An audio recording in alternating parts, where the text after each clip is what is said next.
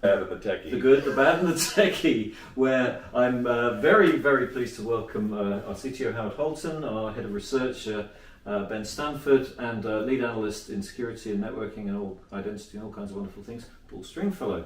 And today, what we're going to be discussing is what happens when money comes into the equation, which is a really weird thing to say, but essentially, up until recently, it's been easier to finance tech, it's been easier to make mistakes and throw money at things, etc., etc.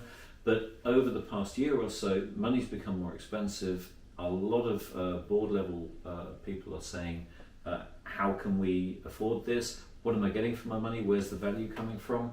And so we just thought that'd be a really interesting topic to go. So what's that mean from an end user perspective? How to justify business cases, etc.? Do they become more important? From a vendor perspective, how to present that information?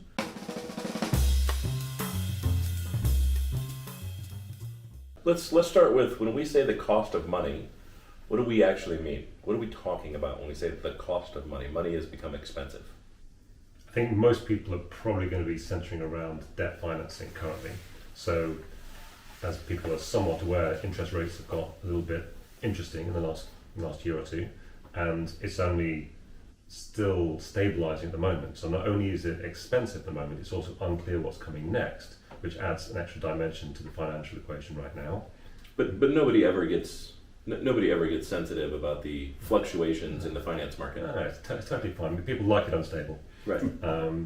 And so, you come off the back of a period of high growth when people were hugely financing venture startups and anything operating in the pandemic, to a point where that's coming home to roost. Sure. Well, money was effectively free. Yeah. Right. Interest rates were so low, you could borrow money as much as you wanted. Nobody really, the scrutiny wasn't nearly as high. Right. As soon as interest rates go up, the cost of money goes up, and so now it's scrutinized to a much higher level. Yeah. And some of the things that we're seeing are like massive layoffs. Right. Money is expensive, and if you're financing debt to pay employees or anything else, right? Even if your revenues haven't decreased, which is the surprising thing, everyone expected revenues to also decrease and for us to enter a recession. We haven't really seen that happen. We just saw high inflation and high interest rates, and so people are still wondering why you do layoffs. Well, you do layoffs because I can't get cash cheaply and easily, and so now I'm looking for ways to reduce my operating costs, and that's an easy way to reduce your operating costs. You do also have a weird compounding factor about who's doing the lending. Before it was banks and business-aligned entities, now it's often debt funds who aggregate money and lend in. And their model is very strange compared to previous iterations. You've got a small number of people operating the fund, huge amounts of money at disposal they've got to put away, and they don't have teams that can handle the businesses if they fail. So it adds a whole weird new dimension that we haven't had previously. I think if you add to that, I kind of see this from alongside being an analyst alongside you guys. I work day to day as a CTO of a consultancy firm, and the day-to-day conversation I'm having is that you're also seeing. So while we haven't seen recession in the way maybe we thought we would, or we certainly haven't yet, the uncertainty that comes with that, added to the cost of money's more expensive now for however we're getting it, from whatever use we have for it. What we are seeing is that it's starting to stagnate investment. So organisations, we all work in tech. Organisations aren't necessarily as keen to make that investment, and when they are making that investment, going back to your introduction, John, which was highly professional. Appreciate that. I'm glad I'm here. Nailing it. Yeah, glad I'm here on this professional this professional setup we've got here, and the teapot looks great. But you're seeing much stronger justifications being required for any kind of technology. I was going to pick up on the word scrutiny. I mean, when you're, what does scrutiny look like? What does that justification look like? Is it kind of you can't have unless you give me a kind of wad of paper, or is it just kind of really intense questioning, or is it? It depends. Due diligence, or it depends. How's it formed? Right. Due diligence is the best way I think to put it. Whatever the due diligence was that was required in 2020 has doubled in 2023. Right. So if you were an organization that had a high level of due diligence that was required to get any money, and I've worked in those organizations, so I know they exist, then you're now doing twice as much, right? Where before you may have had some light cost calculating and ROI calculating, you may have had some light financial modeling in your deck. Now you probably have more. You're probably working with your finance partner in IT a lot more, and you probably are spending a lot more time making sure that those numbers are good and reasonable before you'll get access to funds. And then, the other part is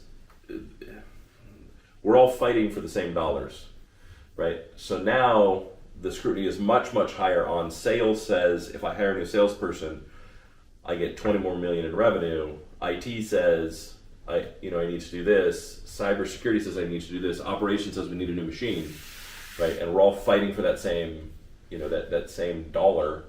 And before, when money was cheap, you're going to have a loser. No one ever gets everything they want. Now you're probably going to have 3 losers out of 4, right? Whereas before you would have had 1 or 2 losers, right? Yeah.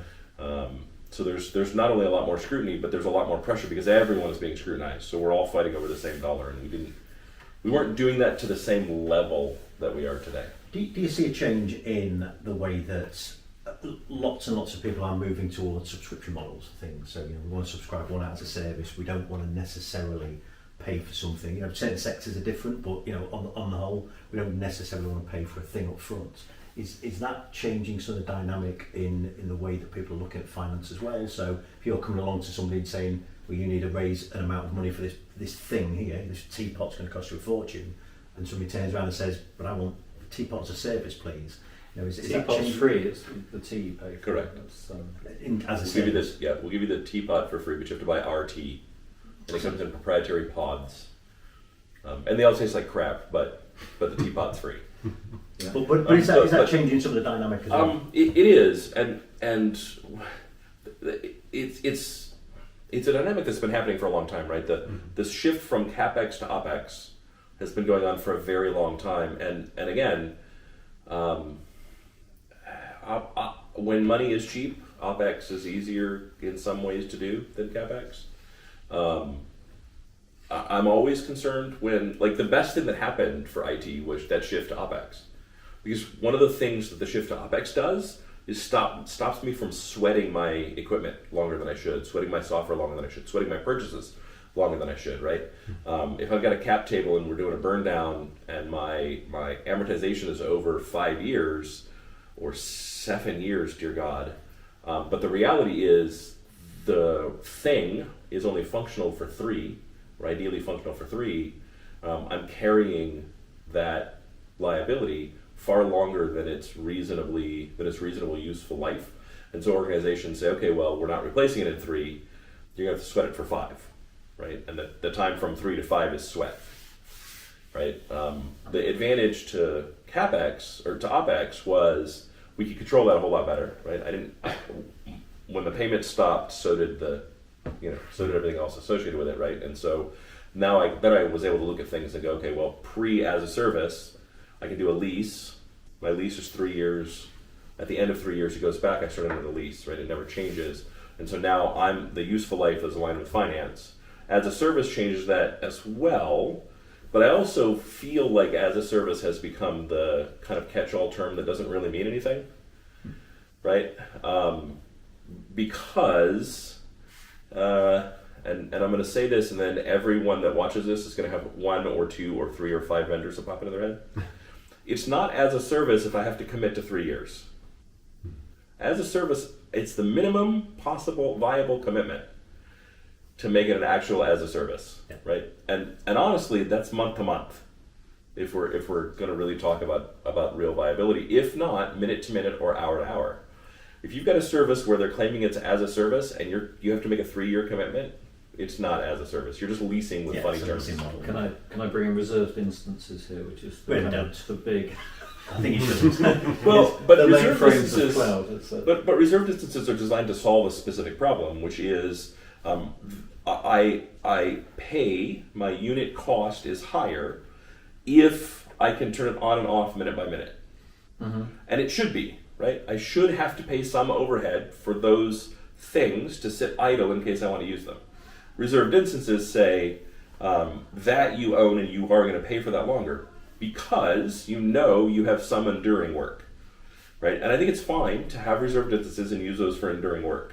But I also don't think most organizations have done the math on what's enduring and what's not, and should they run it in cloud to begin with? That's kind of where my head was, because, well, interestingly, there's several things in my head. There's going to be three, isn't there? I know we said this was a finance call, and it's now gone into cloud, but this is how these all work. I've seen the previous one.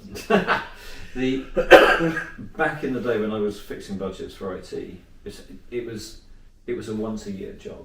Yeah. And so the rest of the year I could think about techie stuff. For a couple of months in the year I had to think about what it was all costing, and then I had to go for the budget. And the big piece of advice I was given at the time was always ask for double everything. That was the simple thing. It was like literally, because it'll go up the hierarchy, and then at every level is going to trim it. Every level trim it. So by the time it comes back, and literally to the franc, because that was the currency at the time, it was exactly what I wanted in the first place. But the model was relatively straightforward. Whereas now, it's people are buying stuff. Yeah. You've got a weird number of other things that are coming into the mix now, right? Particularly things around Gen AI and other pieces that can consume data at an alarming rate. And lots of the tools and complexity that you're getting in some solutions are not that well cost optimized, or the ones that are really showing some serious value, the ones that have dashboarding and ways to understand how this cost is going to impact you over time and keep a leash on it. Some stuff can easily run away if you're not careful. And so actually estimating what your usage is going to be in the next year or 2 years. No one anticipated ChatGPT being thrown into lots of different weird scenarios. Mm-hmm. How do you know what that's going to cost you if you really want to use it powerfully versus your competitors? But that's actually why that changed. Mm-hmm. Gen AI didn't spark it, but things like that did. Yeah. I don't know how many years it's been. It's been some number of. It's been a long time since I had a budget that I really only fussed with once a year. Right. One of the most common things that I do in front of my board is we talk about budget. Not how much am I going to be over, but really how much am I going to be under. It's their biggest concern by far, is how much am I going to be under? Because every dollar I leave on the table is a dollar that a different business unit could have leveraged to grow the business. Right? And so ideally at the end of the year, I want $0 left. That being said, I want $0 left with also with proper spend. Because, everybody comes up on December, and if I don't spend it, I lose it. Yeah, but we're actually looking for you to be predictable. And by December, I should be asking for more money. Actually, by mid-September, I should be asking for more money. I should be communicating that we're going to run short because everyone else is. Right, but it's a month-to-month conversation, right? How are you burning your budget, and are you burning it on schedule? Are we in front of or behind where we said we would be at this point in the year on you leveraging budget? And do I need to get ahead of communicating? Hey, we're gonna have an $80 million shortfall. The other advantage was that you, once it was committed, you bought stuff. And then, that is then if you use the stuff or not was good. And we had the shelfware problem, which was massive. Everybody does, yeah. Which pervades to this day. But ultimately, it was a kind of you didn't need to ask for, but you just next budget cycle. It was kind of where you didn't make that much use of it, but it was already kind of allocated to stuff. Right. Whereas now you've got the situation. Back then we talked about capacity planning as being the dream. Now capacity planning is exactly what you're talking about. In order to get on top of that future, you got to.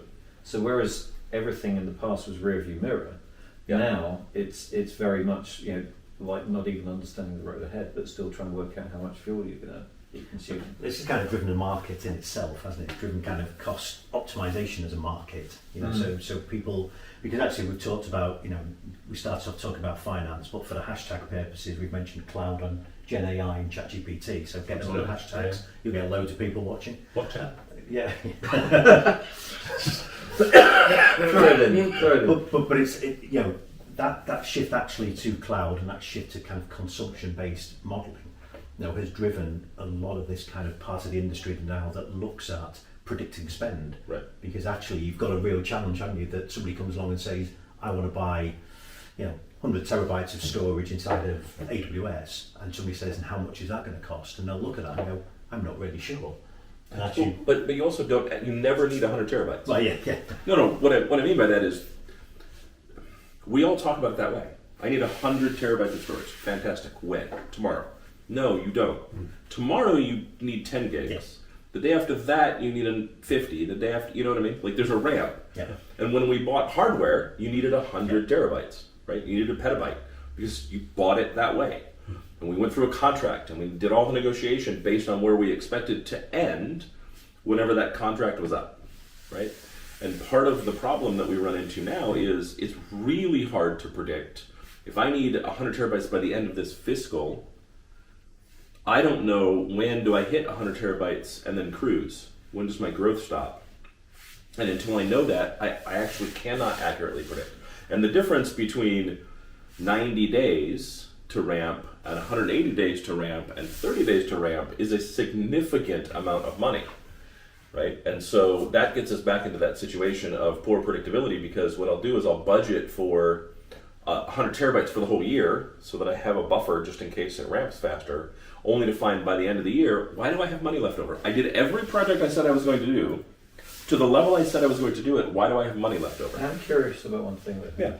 What's that going to sound like on the microphone? It's probably going to sound terrible. It's going to sound terrible. Yeah, but that's why we have a producer, to make him work a little bit more. Yeah. And anytime you say something you're not sure about, just do that. So Right. you just go out attacking it. It's a white So you asked at the beginning, though, John, about it's the cost of money changing. We're all technologists. That's the industry we're working. Is it changing the way we're having to approach technology? And I think it's certainly making, or it should be making, people think more about the justification for any technology project. Now, there's always an argument that we should always be thinking about the justification for, but we had talked earlier on about money was cheap, and so people were shelfware. People were buying things because they could, and because the business maybe had cash and could do things with it. But I think the big change that I've seen over the last 12, 18 months has been a real tightening of that. And actually, so as techies in organisations, we need to start getting much better at selling that story. So we need to make that investment, but why? Mm-hmm. And there needs to be a business reason at one end, technical reason at the other, and to build that case. And understanding all the nuances that we just talked about, right? Because when funds are tight, there are some dials that you can turn, but you can only turn the dials if you understand what the dial does and why you would want to turn it, right? And so if you just go into this thinking about things the way we did 5-10 years ago, and you're in the cloud, you're going to have a bad time, right? And what you really don't want to do is make a cloud commit and then not reach it, right? That's another one that I see all the time. We've got an $85 million cloud commit with AWS. Cool. How much have you done? 5? It's September, right? Like, that's an annual cloud commit? Yeah, it's an annual cloud. Okay, it's September, right? You can't only have committed 5. Are you talking to Amazon? No, we've committed, and Amazon wants their money. You're gonna have a bad year. Do you not think there's a degree to which, though, so historically people haven't been too worried about data, right? They're like, it's sufficiently cheap in most cases, irrespective of those considerations, because of debt funding, other things. We'll just do it, and then if we don't use it, then so be it. And some of the vendors have been talking about some pretty horrific stats about data that's had single usage and then just sits there forever, and it's just basically burning money. 83% basically. Yeah, if it's not in a good location, even if it's in a good location, it's a big cost to the firm. It may never get touched again, and so people after 90 days, 83% of data is never touched again. Yeah, so I wonder whether or not the spend to save mantra starts to make us sort of start thinking, well, actually now there is now in the same way like with oil price and barrels, digging out the ground in the US becomes viable at a certain point. Do we get to a point where we start saying, actually, data is not free the way it used to be? We want to start being a bit more mindful about the purge and the protect and other bits. I do have a problem with something you said, Paul. I don't have a problem with you saying it. Mostly the way you said it. No, I just have a problem with you. Let's say this live. We don't need to get this out here. We can do this later. Okay, I'll shelf that. Okay. No, it's that all of the cloud cost optimization stuff, the FinOps stuff, etc. The problem I have with it is that surely that should have happened 5 years ago. It was kind of it's very much locking the stable door after the horse is bolted kind of stuff, isn't it? So we look yes behind and no. Well, I just want to throw kind of a little behind the cameras, PC, but we've just all been out to lunch with a vendor who will remain nameless, and part of the conversation we had with them was around how that's almost the cycle, isn't it? That a vendor might come along, or there's a problem we're not aware of. It becomes a problem, and then we retrofit the solution. Isn't that just a tech cycle that we have? Yeah, but it's also, if we'd have done it 5 years ago, then you'd have lost most organizations that really don't understand cloud well even today, right? Like people need to be able to make mistakes so they can get maturity to a certain level where they realize the things that are missing. This is the world's most expensive training course. I mean, that's life. Yeah. I mean, it's an interesting. I was thinking about the Kevin Costner side of things. Yeah, cloud has been the whole of digital transformation has been kind of build it and they will come. It's like, we need to be digital. We need to create these new experiences, and it's all going to be super exciting. And then what actually happens is a bit like the old swing analogy. What the customer asks for, Yes. and then what you end up with is a stick on a piece of rope. What actually happens is people buy in a data warehouse or something, some kind of tooling, and go, well, where's the digital transformation? And it's not actually. So the build it and they will come only works if you're transforming. But it also only works if you understand the thing. Digital transformation continued to fail because most companies thought it was digitizing. Taking an analog thing and making it digital has nothing to do with digital transformation. Right? Digital transformation is specifically how you go after, interact with, anticipate, and respond to customer demand. Doesn't have anything to do with anything else. This reminds me of the old thing where you used to say information technology is not about technology, it's about information. This is digital transformation, it's not about digital, It's about transformation. Yeah. And so FinOps, if we go to that, right? Because all of this ends up with FinOps. That's basically the output. And the goal of FinOps is to get extremely predictive and accurate in that prediction about the financial state of your IT operations, FinOps. The challenge is most organizations are simply not ready for it. They don't have a clear understanding of what they do in operations and what their cloud operating model is to then add the finance layer on top of it. I'm sorry, people, you're going to have to figure it out. You have to do FinOps. And then 3/4 of the companies that claim to do FinOps don't know what FinOps means and don't actually do FinOps. If you're just retrofitting some dashboards to the financial tool that you had before that was a look back and an attempt to predict based on a look back, that's not FinOps. Right? That's just a financial tool that you sell as a service. That's not FinOps. And I think that's another big problem that we have is, and it's really easy, again, when money is cheap. When money is cheap, all this stuff's easy in comparison. No one's going to kill you because you over or underspent on your cloud bill, within reason.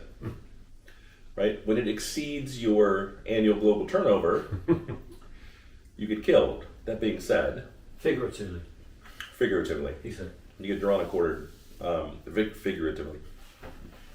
But when money is tight and when dollars are expensive, that stuff is far, far more, costly to you, to your reputation, to your continued employment. And the bummer about it is when money is cheap, finding another job is also really easy, right? So you should have fewer resume generating events. But the scrutiny has increased so much that I think now even organizations that bought FinOps and are being FinOpsy are rapidly finding they have no idea what they're doing. Their predictions are way off and no one ever looked, right?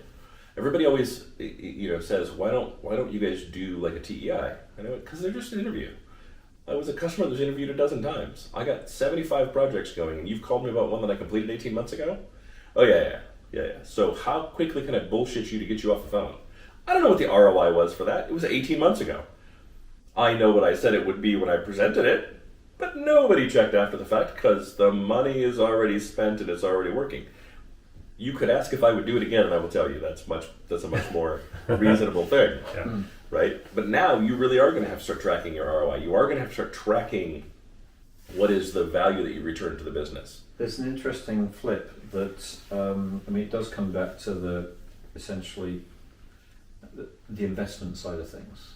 Because what we talked about in the earlier days of cloud was all the resource, processing, storage, whatever, were going to become commodities. And then you could trade them. You could literally kind of go for and it would become like this commodity market of CPU cycles or of whatever else.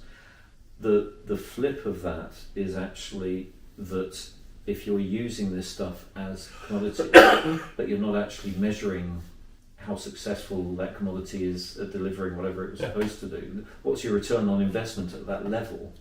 So we tried to push it in one direction without any thought at all about the ROI side of things, and therefore we're just right now we're just in the dark. Yeah. Isn't that ROI bit also hampered a bit by what the historical data models were? If you didn't structure the information well enough, you can't draw the right conclusions. It's, the people hoarding information that they can put into an LLM or anything else to start being analytical about it. You're like, well, was that actually good data? Was it appropriately tagged? Was it structured sufficiently that it's going to show me predictive capabilities? Or do I need to go back and have a look at this at some point? I mean, hell, or change it? was it ever even authoritative? I mean, or is that just one data set that matches another data set that's Yeah. in 5 different places? Yeah. And in some cases, the way that people were manipulating those were using things like Alteryx and pulling them all together to go, right, I think we've assembled now a version of data that we are now going to call authoritative, who knows, and then go, right, we're now going to make a very serious number of very important decisions for the business and do them. And that gets lost in both the time and the politics of then what happens. No one's actually fixed the underlying data set. Right. Are you talking operational data?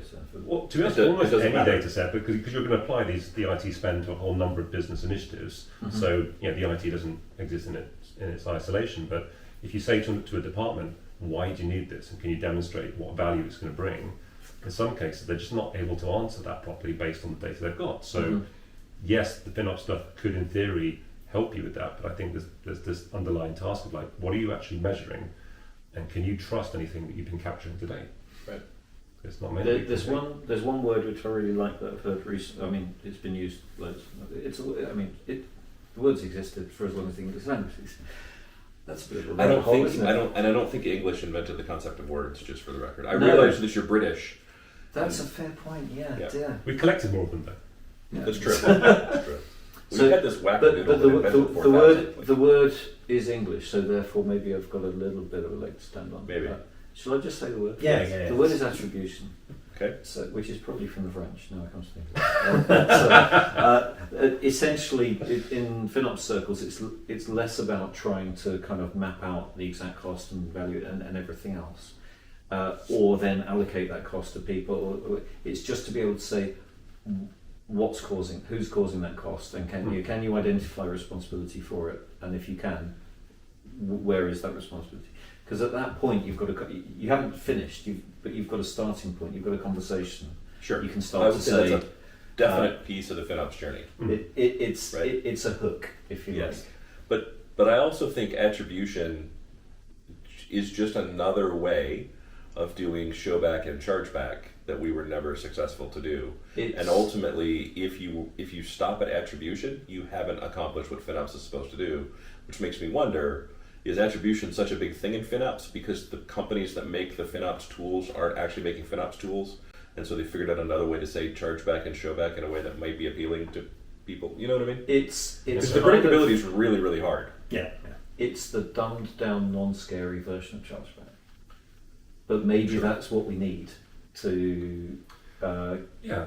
get Well, I that don't think any of responsibility. it's certainly not to say any of it's wrong. The point is you obviously have to work with what you've got.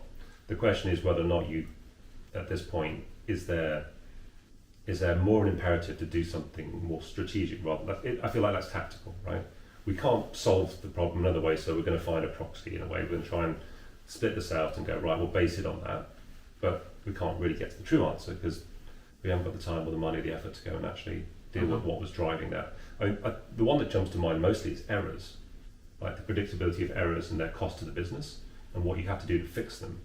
That is very opaque in most cases. Like how much effort does it really take? What is the magnitude of the error? How frequently will it happen? Define an error? Well, if you take like in financial, a trading error. Right. Okay. And was that error caused by a fat finger event, or was it caused by an improper piece of information being fed, or was it the amalgamation of like a more complex trading structure that just wasn't properly assembled? All these different things go into it, but are errors now predictable? Don't know when that's going to next happen. How big will it be? Don't know. Are errors scary? Yeah. Like big scary? Millions? Hundreds of millions? So to quantify that and go, right, we now have a business imperative and we can assign a budget to fix that, it's a very much a guessing game. I suppose that, maybe just to add to that, I think it's it kind of goes back to the starting point of the podcast, doesn't it? That we've got, the cost of money has increased. So what should we be doing about it? Well, some of those things, actually, there's opportunity here, isn't there? There's opportunity for us, and we've been through this cycle before. So whether, like humans, we probably won't learn, but there is an opportunity to do things better. As technical people, to understand how to make a business case, how to look at what is the return on investment, why am I doing this? They're where they're the things that I think we need to learn, because we're going to keep going back to the business saying, well, we want to spend more money on IT, and the business can go, no, money's not very cheap at the moment, and actually our budgets are squeezed because the economy is not what we want it to be. So actually, if you want to do that, you're going to need to make a really strong business case that says, actually, this is the investment. And actually, I think it's a really good point, because I know you said we weren't going to talk about cybersecurity, but one of those things about making a cybersecurity project will be justifying the spend. What's the impact if we don't do this? What's the impact to the business? Make that business case. Because cyber is just friction. Yeah. Right. The goal of IT is to remove friction. The goal of cyber is to add friction. Yeah. Right. And it's much easier to get money for things that remove friction, that make the business operate faster, that open new opportunities, that make 1,000 people in operations more efficient. It's much easier to get money for those. I can actually show an ROI. You can't show an ROI for insurance. There's no ROI for that. Yeah. It is insurance. Cyber is all insurance. So you can't really show an ROI for that. There are little things you can do. Like if you say, we have a seam, we're not happy with the maturity of the platform that we chose, it's too complicated, here's the ROI of replacing that. That's something you could reasonably do. There's not a lot of opportunity for that in cyber.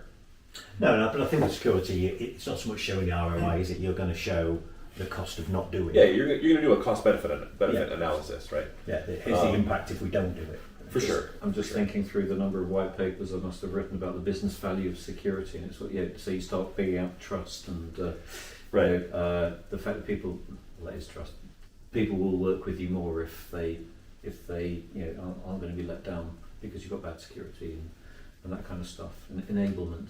I think it's tech folk. It is an opportunity for us at the moment to learn better how technology. One of the things when we first started talking, Howard, was kind of one of those things was you talked to me about being good at almost telling that story to the business.